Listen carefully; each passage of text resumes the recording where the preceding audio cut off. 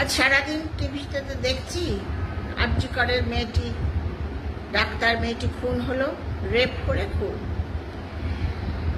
এই পরিপ্রেক্ষিতে আলোচনা করছে সবাই, রাস্তায় আন্দোলন করছে, নেমেছে, বুদ্ধিজীবীরাও নেমেছে, সবই হচ্ছে, যেটা ঠিকঠাকই হচ্ছে। চিফ মিনিস্টার গেছেন, পানিশমেন্ট চেয়েছেন, ক্যাপিটাল পানিশমেন্ট চেয়েছেন, ফাঁসি দিতে হবে। তার থেকে বড় কথা যেটা আমার এখন একটু অ্যালার্মিং লাগছে সেটা হচ্ছে একটি খুন, কিন্তু এই যে অভিষেক ব্যানার্জি এমপি কথাটার তো একটা গুরুত্ব আছে। দেশের তো বেকার চোর গুন্ডা ভর্তি হয়ে গেছে, এবং এই যে পাবলিকলি কি কেউ বলতে পারে যে ওকে এনকাউন্টার করে মেরে দাও? এনকাউন্টার মানেটা কি? পুলিশ যখন গুলি চালাবে তার মধ্যে মরে গেল, গুলি খেয়ে মরল, সেটা হচ্ছে এনকাউন্টারে মারা গেছে।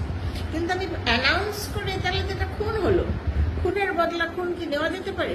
এটা তো ইনডাইরেক্টলি যা সমস্ত খুনিদের দল আছে, চোর গুন্ডার দল তো এখন ছেয়ে গেছে, তাদের কি উৎসাহ দেওয়া হলো না? আর পুলিশ তো এখন ওদের হাতে, যাকে না অপছন্দ হবে হাতাহাতি করিয়ে এনকাউন্টার করে দেওয়া যেতে পারে।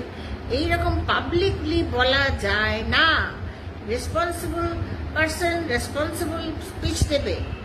আচ্ছা।